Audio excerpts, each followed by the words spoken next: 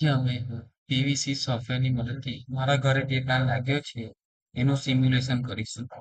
મારા ઘરે લાગ્યો છે એ ગ્રીડ કનેક્ટેડ છે, એટલે ગ્રીડ કનેક્ટેડ પર ક્લિક કરીશું. ત્યારબાદ ન્યૂ પ્રોજેક્ટ, ત્યારબાદ પ્રોજેક્ટનું આપણે નામ આપીશું. અત્યારે હું મારા ઘરે કર્યું છે, તો હું મારા ઘરનું નામ આપું છું, મારા પ્રોજેક્ટનું નામ આપું છું. ત્યારબાદ આપણે એના એના કોઓર્ડિનેટ્સ રાખવાનો હોય છે, એટલે આપણે ન્યૂ સ્લાઇડ પર ક્લિક કરીશું.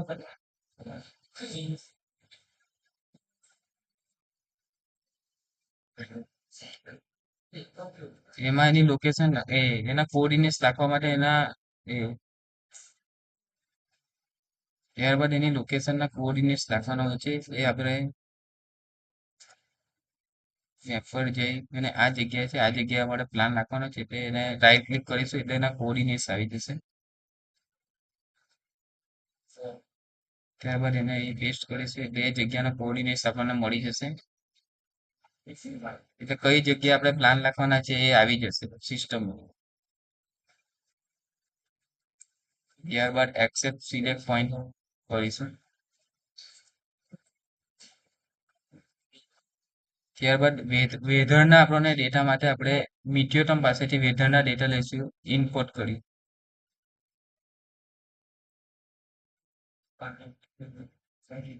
એટલે આપણને વર્ષ દરમિયાન કેટલા કેટલા લોસીસ થાય છે, શું છે, એ વેધરના આપણને બધા ડેટા મળી જશે. તેમાં છે global horizontal irradiation year to year availability. Year to year variability એ 3% છે. ત્યારબાદ એ પ્રોજેક્ટને આપણે સિલેક્ટ કરીશું.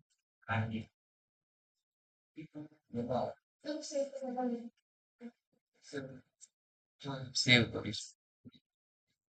ત્યારબાદ ફરી એક વખત સેવ કરીશું.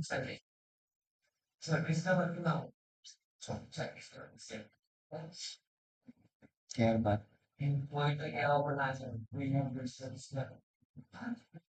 ઓરિયન્ટેશનમાં જઈશું. ઓરિયન્ટેશન એટલે કે પ્લાન્ટને કેટલા એંગલ પર લગાવો છે, કયા નોર્થ ફેઝિંગમાં લગાવો છે, સાઉથ ફેઝિંગમાં લગાવો છે, તે જોઈશું. એમાં છે ટિલ્ટ એંગલ, એટલે પેનલ કેટલી ઝૂકેલી રાખવી છે, તમારા સરફેસ થી કેટલી ઝૂકેલી રાખવી તે, અને અઝીમુથ એટલે કઈ દિશામાં રાખવી છે તે. તો આપણે ટિલ્ટ એંગલ અત્યારે 26 રાખીએ છીએ. કેમ કે 26 રાખવાથી અહીં જે મળે છે એ લોસીસ આપણા ઘટી જાય છે, એની માટે આપણે ટિલ્ટ એંગલ 26 રાખ્યો છે અને અઝીમુથ 0 રાખ્યો છે. ત્યારબાદ સિસ્ટમ, સિસ્ટમ એટલે કે આપણે કેટલા કિલોવોટનો પ્લાન નાખવો છે તે, પછી કયા મોડલની સોલાર પ્લેટ રાખવી છે, કયા મોડલનું ઇન્વર્ટર રાખવું છે તે. એમાં આપણે સૌથી પહેલા કેટલા કિલોવોટનો પ્લાન નાખવો છે તે નાખીશું. આપણે અત્યારે 3.2 કિલોવોટનો સોલાર પ્લાન નાખીશું. ત્યારબાદ અત્યારે આપણે કોઈ પણ પેનલ ચોઈસ કરી નથી, એટલે આપણે અત્યારે રેન્ડમ કોઈ પણ પેનલ સિલેક્ટ કરીશું.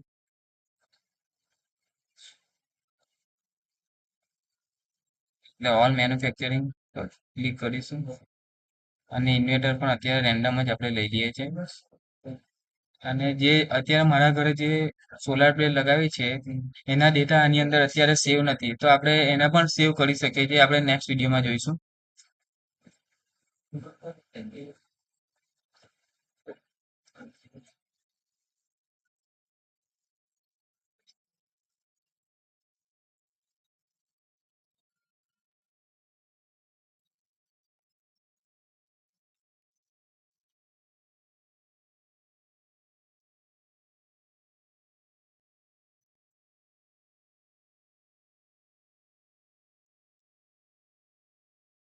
ત્યારબાદ આપણે પેનલ સિલેક્ટ કરવાની હોય છે.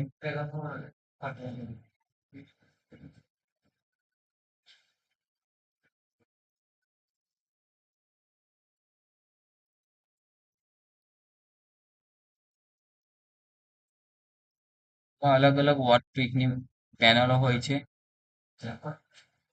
આપણે કોઈ પણ વોટ પીકની પેનલ વાપરી શકીએ, પણ પછી પેનલની સંખ્યા વધી જાય છે એટલા માટે.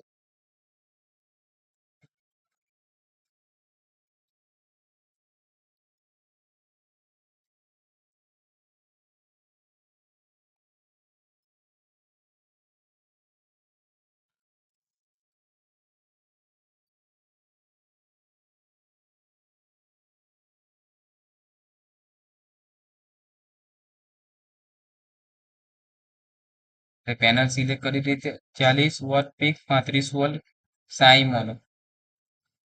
ત્યારબાદ ઇન્વર્ટર સિલેક્ટ કરીશું. ઇન્વર્ટર આપણે 2.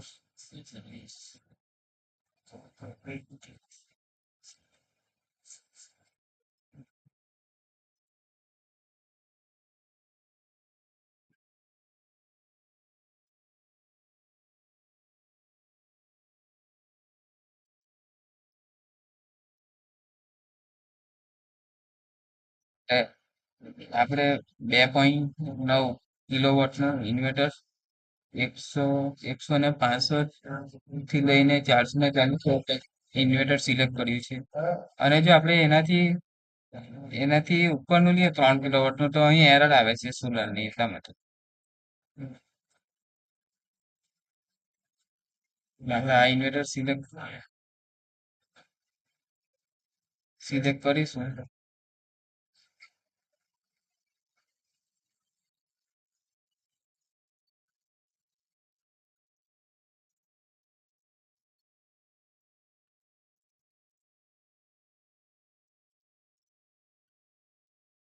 અહીં કોઈ એરર નહીં આવે, એટલે આપણું બધું બરાબર છે. એમાં 6 પ્લેટ છે અને એક સ્ટ્રિંગ છે. ત્યારબાદ ઓકે કરીશું. ઓકે કરશું એટલે આપણે અલગ અલગ ટેબ અહીં ખુલી ગયા છે. એમાં સૌથી પહેલા છે ડિટેલ લોસ. ડિટેલ લોસની અંદર સૌ પ્રથમ છે થર્મલ પેરામીટર્સ. એની અંદર થર્મલ પેરામીટર્સ એ હીટિંગના કારણે થાય છે. Thermal loss factor you is equal to UC plus UV, એટલે કે વાઇન્ડ વેલોસિટી, એટલે કે કોન્સ્ટન્ટ લોસ ફેક્ટર યુવી એ કોન્સ્ટન્ટ જ હોય છે. અને વિન્ડ લોસ ફેક્ટર યુવી એ આપણે નાખવાનું હોય છે. ત્યારબાદ ફ્રી, એટલે કે તમારી જે જગ્યા પર પેનલ માઉન્ટ થયેલી હોય છે એની આજુબાજુનું એર સર્ક્યુલેશન ફ્રી હોય છે, એટલે કે બધી બાજુથી હવા મળી શકે છે. ત્યારબાદ છે હોમિક લોસ. હોમિક લોસ એટલે કે તમારા પેનલ થી લઈ અને તમારા ઘરની અંદર ઇન્વર્ટર લાગ્યું છે અને ઇન્વર્ટર થી લઈને મીટરમાં લાગ્યું છે, એની અંદર ના જે વાયર વાપરા છે એમાં આઈસ્ક્વેર લોસીસ થાય છે. એમાં સૌ પ્રથમ છે ડીસી સર્કિટ. ડીસી સર્કિટ એટલે કે તમારી પેનલથી લઈને ઇન્વર્ટર સુધીનું વાયરિંગ, તેમાં કેટલા કેટલા લોસીસ થાય છે તે. પછી એસી લોસીસ, એટલે કે ઇન્વર્ટર થી લઈને તમારા મીટર સુધીમાં કેટલા લોસ થયા છે કેબલની અંદર તેની અંદર આપણે કેબલની સાઇઝ નાખવાની હોય છે, કેટલા સ્ક્વેર નો કેબલ વાપરીએ છે, એલ્યુમિનિયમનો છે કે કોપરનો છે તે.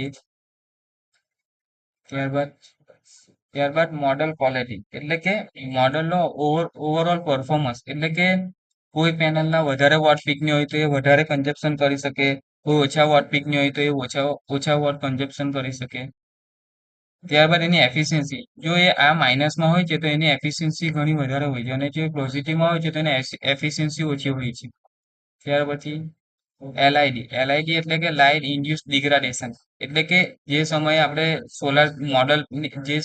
સોલાર પ્લેટ બનાવીએ છીએ એ સમયે એને લેબોરેટરીમાં એના ઉપર ફ્લેશ પાડવામાં આવે છે. ત્યારબાદ મોડલ મિસમેચ લોસીસ, એટલે કે બધી પેનલ એક સરખી હોતી નથી, તેમાં અમુક ટકા તો થોડા ઘણા માઇનર લોસીસ તો હોય જ છે. ત્યારબાદ સ્પ્રિંગ વોલ્ટેજ મિસમેચ, એટલે કે સ્પ્રિંગ સાથે અમુક વખત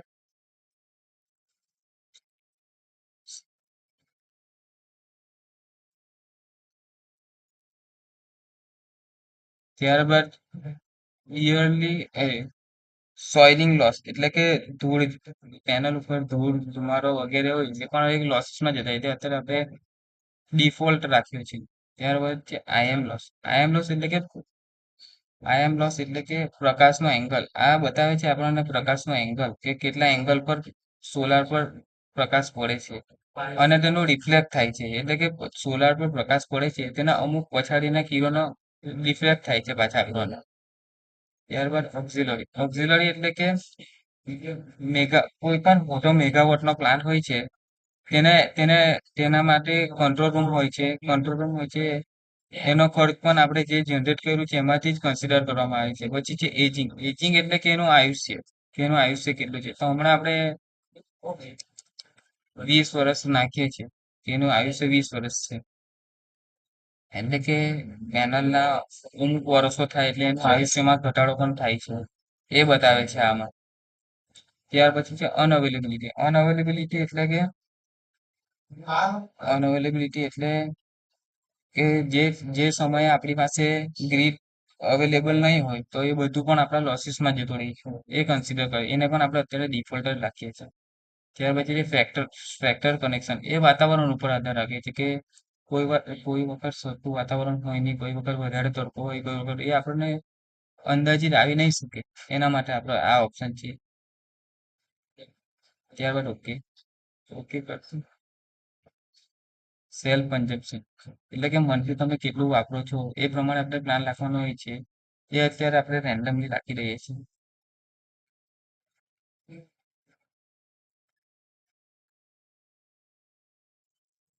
અત્યારે હું રેન્ડમ રાખી દઉં છું મારા ઘરે.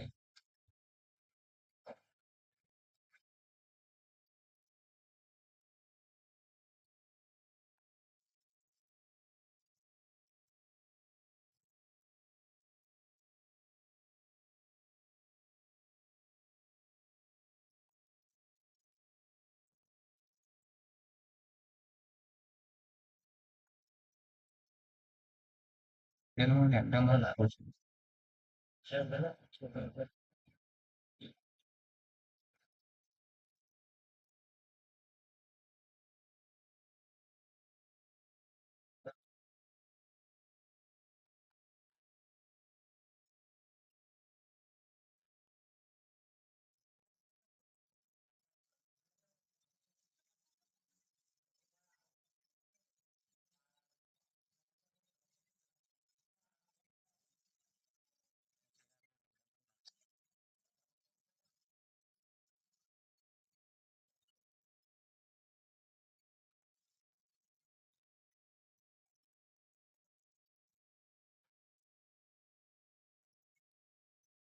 આપણને આખા વર્ષ દરમિયાનનું એવરેજ બતાવે છે કે કેટલા યુનિટ તમે વાપરો છો. એવરેજ આપશે. સ્ટોરેજ એટલે કે અત્યારે આપણે કોઈ બેટરી કે એવું કંઈક એની સોલાર એની સાથે કનેક્ટ કર્યું નથી એટલે એને અત્યારે આપણે ડિફોલ્ટ જ રાખેલો છે. ત્યારબાદ હોરિઝોન એ બતાવે છે કે આ જે કર્વ બતાવે છે એવું બતાવે છે કે ડિસેમ્બરનો જે 22 ડિસેમ્બર છે એમાં દિવસ સૌથી ટૂંકો હોય છે, અને 22 જૂન એટલે આ એંગલ જે બતાવે છે તે એવું બતાવે છે કે આ દિવસ સૌથી લાંબો છે.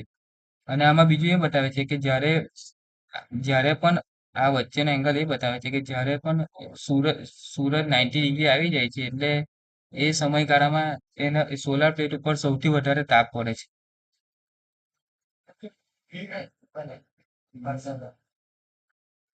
ત્યારબાદ રન સિમ્યુલેશન કરીશું.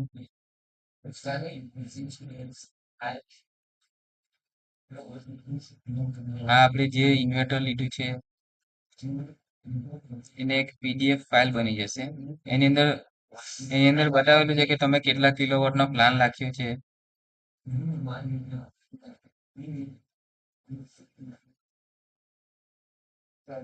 કેટલા કિલોવોટ નો પ્લાન રાખ્યો છે, પછી શેડિંગ નો આપણે અત્યારે ઓપ્શન નથી રહેતો એટલે કે ડિફોલ્ટ બતાવે છે એટલે કે નો શેડિંગ બતાવે છે, એ આપણે જોઈએ છે આગળ વિડીયોમાં.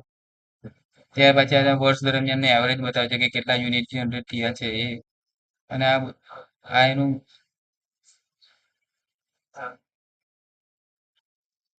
એનો આલેખ બતાવે છે કે કેટલા કેટલા સમયે કેટલા કેટલા લોસીસ થાય છે, શું છે શું નહીં. પછી આ બધા લોસીસ બાદ કરતા આપણને આટલી ગ્રીડ પાસેથી કેટલા યુનિટ બને છે એ બતાવે છે.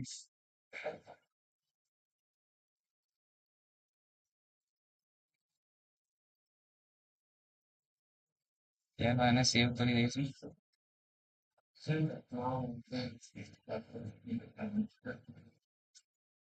હવે આપણે જે ડેટા નાખ્યો છે ત્યારબાદ હવે આ નવા બે ટેબ ખુલી ગયા છે. એમાં સૌથી પહેલા છે ઇકોનોમિકલ ઇવેલ્યુએશન, એના પર ક્લિક કરીશું. એટલે હવે આપણે પેનલ કેટલાની લીધી છે, ઇન્વર્ટર કેટલાનું લીધું છે એનો ડેટા નાખવાનો હોય છે. તેમાં પહેલા આપણે ઇન્ડિયન રૂપીસ સિલેક્ટ કરી લેવાના. INR. ત્યારબાદ પીવી મોડ્યુલ એટલે કે આપણી સોલાર પ્લેટ કેટલાની છે એ નાખવાનો હોય છે એનો ડેટા આની અંદર. તો આપણે અત્યારે 10,000 ની લઈ લઈએ છીએ પેનલ. ત્યાર પછી એને ઉભો કરવા માટેના સપોર્ટ સ્ટ્રક્ચર મોડલ તે આપણે અંદાજે અત્યારે 1,000 નો લઈ લઈએ છીએ.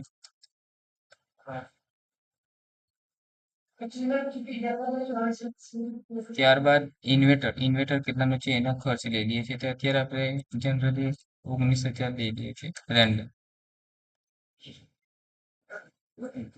પછી અધર કમ્પોનન્ટમાં છે એસેસરીઝ.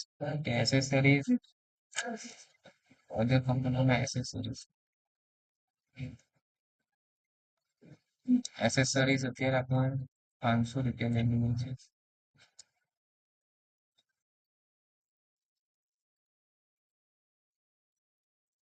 પછી વાયરિંગ નો કોસ્ટ આપણે અત્યારે રેન્ડમલી 2,500 લઈ લઈએ છીએ. કેમિનલ બોક્સ કેમિનલ બોક્સ 1,000 રૂપિયા લઈ લઈએ છીએ. પછી સર્જ એરેસ્ટર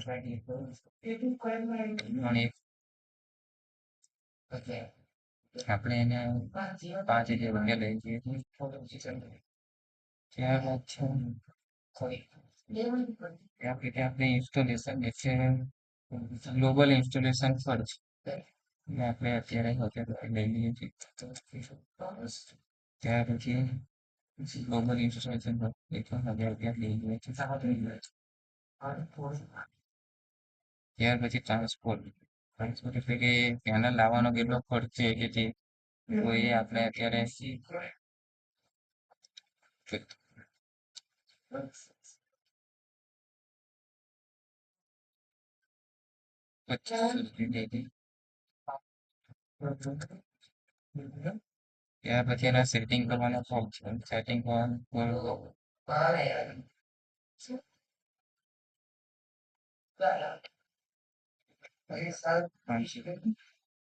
પછી ગ્રીન સાથે કનેક્ટ કરવાનો ખર્ચ 1,000 રૂપિયા. ત્યાર પછી ઇન્સ્યોરન્સ છે, લોન કોસ્ટ છે, ટેક્સ છે એ અત્યારે આપણે કન્સિડર કરતા નથી. ત્યાર પછી મેન્ટેનન્સ કોસ્ટ એના પર ક્લિક કરીશું. આપણે અત્યારે ઇન્વેટરનું કેટલું આયુષ્ય છે તે એની અંદર નાખવાનું હોય છે. તો આપણે અત્યારે 20 વર્ષ નાખીએ છીએ એટલે એનો કોસ્ટ ડાયરેક્ટ આવી જશે. ત્યારબાદ છે ફાઇનાન્સ પેરામીટર્સ એની અંદર એને આપણા પ્રોજેક્ટની કેટલી લાઈફ છે તે નાખેલું છે. અત્યારે આપણે જનરલી 20 વર્ષ નાખી છે. ત્યાર પછી સબસિડી આપણને સરકાર તરફથી કેટલી સબસિડી મળે છે તે નાખવાની હોય છે એની અંદર. તો આપણે અત્યારે 78,000 રેન્ડમ લઈ લઈએ છીએ. ત્યારબાદ આપણો ખર્ચ અને ઇન્વેટરનો ખર્ચ એને માઇનસ કરીશું.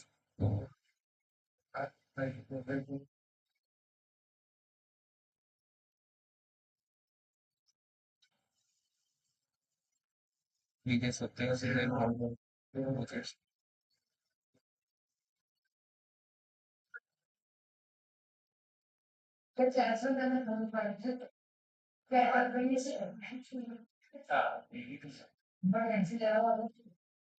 ત્યારબાદ છે ઇલેક્ટ્રિસિટી સર એટલે કે આપણે કેટલું જનરેટ કરીએ છીએ અને ગ્રીડને આપણે પાછું કેટલું આપીએ છીએ એ આપણે અત્યારે 3.5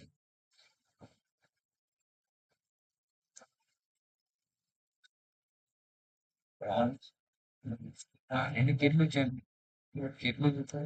જનરેટ થાય પાછું આપણે રિટર્ન કેટલું આપીએ છીએ એ આમાં બતાવવામાં આવ્યું છે. પછી સેલ્ફ કન્ઝમ્પશન સેવ એટલે કે આપણે અત્યારે જે ઇલેક્ટ્રિસિટી વાપરીએ છીએ એ કેટલા ભાવમાં વાપરીએ છીએ એ અત્યારે આપણે 8.1 જોઈ લઈએ છીએ. ત્યારબાદ જે આપણે ડેટા નાખ્યો તેનો ફાઇનાન્શિયલ રિઝલ્ટ મળશે કે કેટલા કિલોવોટ આ કેટલું ઇન્વેસ્ટમેન્ટ કર્યું છે, કેટલી ડિપોઝિટ છે. ત્યાર પછી બીજું સબસિડી માઇનસ કરતા આપણે કેટલો ખર્ચ થાય છે એનો એક આખો આપણને ડેટા મળી જાય છે. પછી છે કાર્બન બેલેન્સ એટલે કે આપણે કોલસો જે છે એનું કેટલું સેવિંગ કર્યું છે એ બતાવે છે આની અંદર. પછી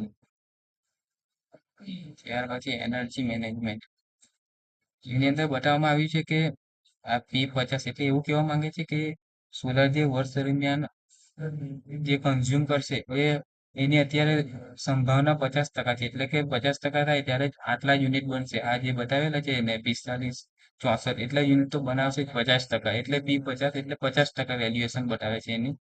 પછી P90 એટલે કે 90% એની વેલ્યુએશન બતાવે છે કે 43, 57 kW. એટલે 90%માં એવું બતાવે છે કે 90% આટલું કન્ઝપ્શન કરશે જ વર્ષ દરમિયાન. અને P75 એવું બતાવવામાં આવ્યું છે કે 75% ચાન્સ છે એટલે આટલા યુનિટ તો બનાવશે જ બનાવશે ને બનાવશે જ એ બતાવવામાં આવ્યું છે આની અંદર. બધું તેથી આપણે શેડિંગનો પોર્શન બાકી છે હું તમને બતાવીશ. સૌથી પહેલા શેડિંગ પર ક્લિક કરો, ત્યારબાદ કન્સ્ટ્રક્શન પર. શેડિંગ એટલા માટે કરવામાં આવે છે કે આપણે સોલાર પેનલ કઈ જગ્યા પર લાગેલી છે એની આજુબાજુ કોઈ મોટું ઝાડ અથવા કોઈ મોટી બિલ્ડિંગ હોય તો એનાથી કેટલો પેનલ ઉપર પડછાયો પડે છે અને એનાથી કેટલા લોસ થાય છે એની માટે આપણે શેડિંગ કરવામાં આવે છે. તેમાં સૌથી પહેલા તો આપણે કઈ જગ્યાએ પ્લાન લગાવવાનો છે એનો એક લેઆઉટ બનાવીશું. એમાં સૌપ્રથમ તો એની અંદર આપણા ઘરની સાઈઝ કેટલી છે, એની ઊંચાઈ કેટલી છે, એની લંબાઈ કેટલી છે અને એની પહોળાઈ કેટલી છે એ નાખવાની આવે છે. એ અત્યારે મને ખબર નથી એટલે અત્યારે હું તમને રેન્ડમલી બતાવી દઉં છું.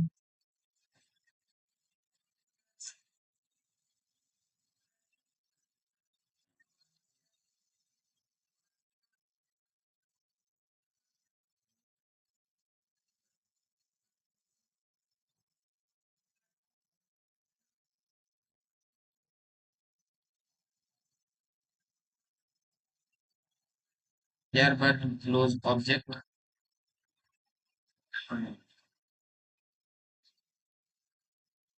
મોડિફાઈમાં અને આગળ બેઠે કરી શકે છે પ્લાનિંગ કરીએ. બિલ્ડિંગ બનાવે તો બિલ્ડિંગ પર પણ આપણે સિલેક્ટ કરી શકીએ છીએ પણ અત્યારે આપણે ઘરનું બનાવીએ એટલે ઘર પર સિલેક્ટ કર્યું છે.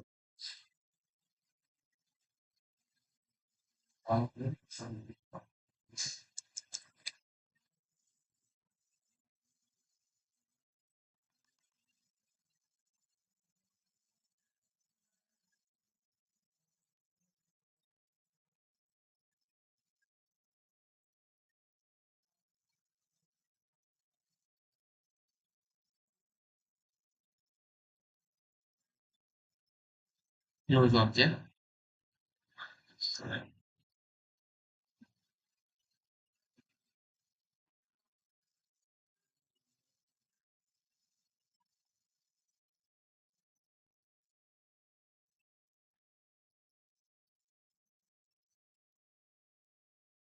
એ સાથે જોઈ લેવાની કે ઓબ્જેક્ટ જે જગ્યા પર મૂકવાનો હોય એ જગ્યા પર મુકાય છે કે નહીં.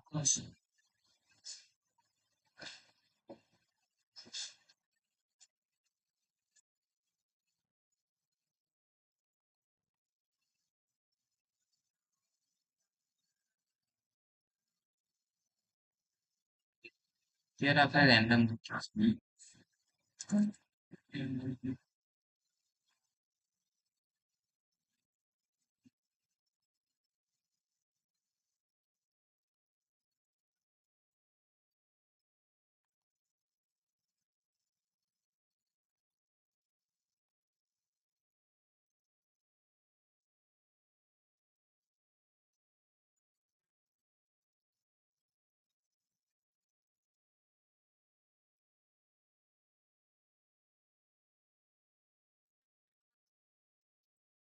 આપણને ખબર પડે છે કે આપણો ઘરનો લેઆઉટ કયા પ્રમાણનો બનશે. હવે આપણે સોલાર પ્લેટ કઈ રીતે લાગશે એ તમને બતાવીશ. તેમાં ક્રિએટ પર ક્લિક કરવાનું, ત્યાર પછી સિંગલ પીવી ટેબલ પર ક્લિક કરવાનું. ત્યારબાદ આપણે ટિલ્ટ એંગલ અને અઝીમુથ કેટલું રાખ્યું છે તો અત્યારે મેં રેન્ડમલી 26 રાખ્યું છે એટલે 26 સોરી અને અઝીમુથ 0 રાખ્યું છે એટલે 0 અને કેટલી પ્લેટ લેવાની છે એ પણ બતાવે છે. એમાં આપણે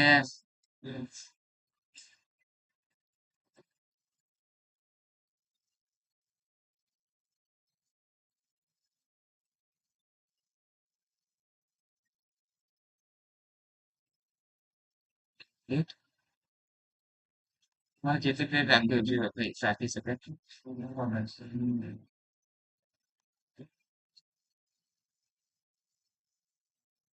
એટલું સબ્જેક્ટ પછી તમે જોઈ લેવું કે કયા એરિયામાં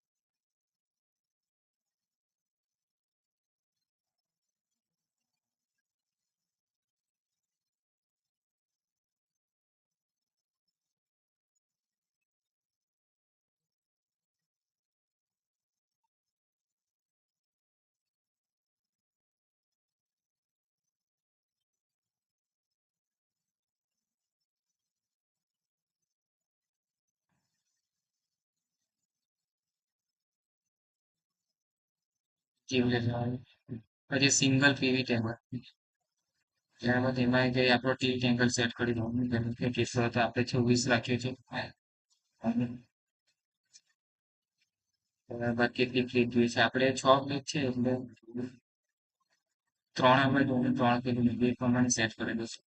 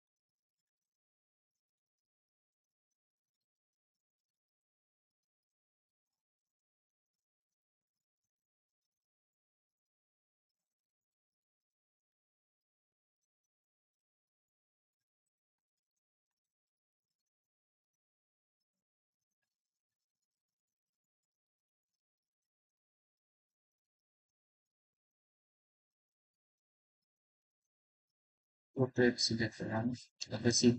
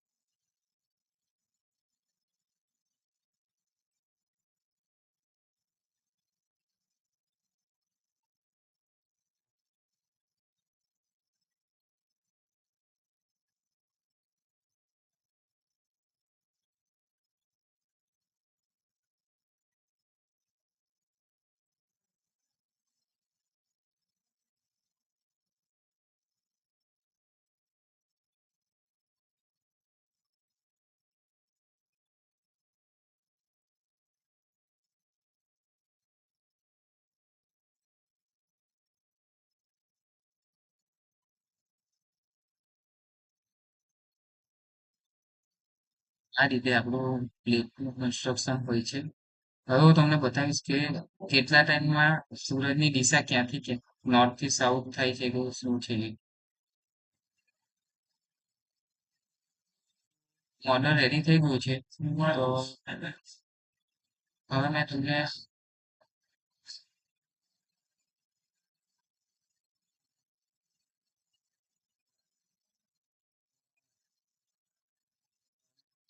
એનિમેશન થોડા બતાવીશ કે સૂરજ કઈ દિશામાં ઉગે છે અને કઈ દિશામાં આથમે છે. એટલે કયા દિવસે કઈ બાજુથી સૂરજ ઉગે છે અને કઈ બાજુથી આથમે છે. હું તમને એનિમેશન દ્વારા બતાવીશ. હા જો સૂરજ આ બાજુથી ઉગી અને નેટવર્ક સ્લો છે. હવે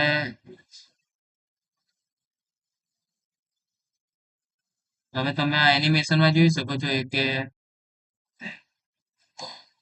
જે સૂરજ જ્યારે ઉગે છે એ સમયે અ, દી- આ દિવાલને લીધે આ પેનલ ઉપર જે પડછાયો પડે છે એનાથી કેટલા લોસીસ થાય છે એનો આ કર્વ બતાવે છે. એ અલગ અલગ ઋતુ પ્રમાણે અલગ અલગ. હવે ઈસ્ટમાંથી સૂરજ ઉગે છે અને વેસ્ટમાં આથમે છે. ત્યારબાદ અહીંથી આપણે અલગ અલગ ડેટ બદલીને જોઈ શકીએ છીએ. જાન્યુઆરીમાં ક્યાંથી ઉગશે. જાન્યુઆરી 7 તારીખે ધારો કે એને સિમ્યુલેટ કરીએ આપણે તો એમાં લોસીસ વધી જાય છે. એટલે આ કર્વની દિશા પણ બદલાય છે. એ ટાઈમે લોસીસ વધારે થઈ જાય છે.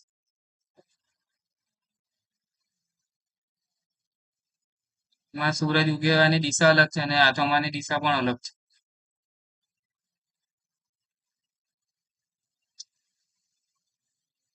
ત્યાર પછી ક્લોઝ સ્ક્રીન કરીશું.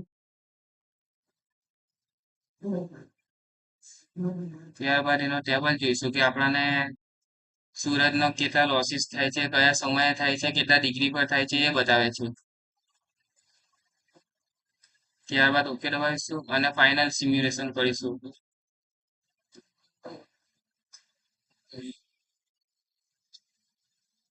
એનો પણ એક રિપોર્ટ જોઈ લઈએ છે. એમાં આપણે જે શેડિંગ વાળો રિપોર્ટમાં બાકી હતું એ પણ આમાં એડ થઈ ગયું હશે.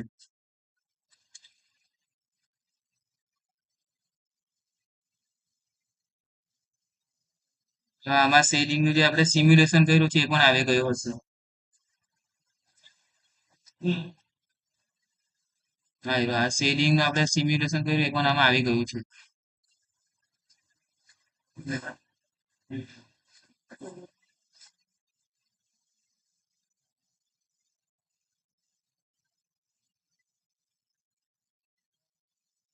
હા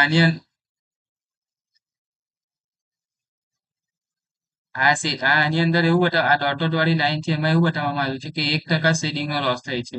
પછી આની અંદર અલગ અલગ લાઈન પ્રમાણે અલગ અલગ વસ્તુના શેડિંગ ના લોસ થાય છે.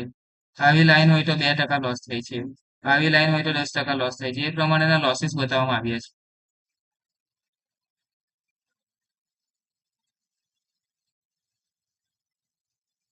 પછી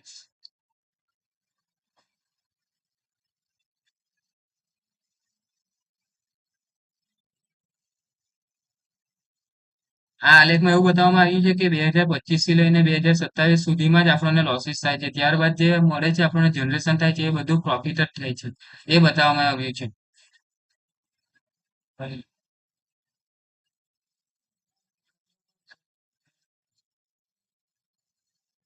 ત્યારબાદ સેવ.